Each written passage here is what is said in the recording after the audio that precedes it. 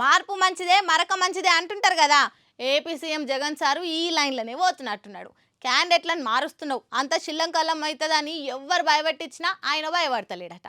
మార్పులైనా షేర్పులైనా కొడితే దిమ్మ తిరిగి మైండ్ బ్లాక్ అయిపోవాలి అనేటంత కసితోని కొత్త లిస్టును తయారు చేసి కొట్టుకోపోండని వదిలేసిండట. చూడుండ్రి. ఎట్లనన్నా చేసి గెలవాలి అనేది వైసీపీ టార్గెట్.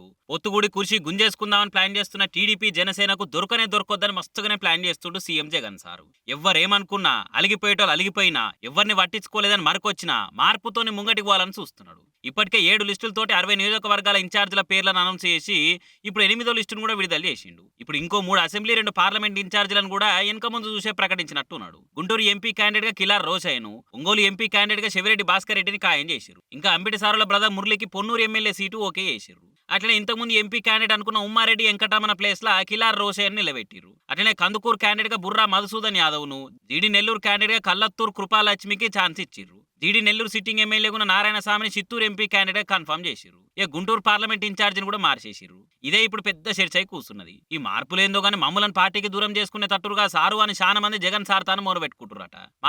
మార్పులని ఇలువికి పందిరేసే శాస్త్రం చేసుకోకుర్రి అని ఉచిత సలహాలు కూడా ఇస్తున్నారట. వాళ్ళు ఇచ్చుల వరకు ఓకే కానీ జగన్ సార్ పట్టించుకుంటాడా లేదా అనేది ఆయనకే తెలియాలి.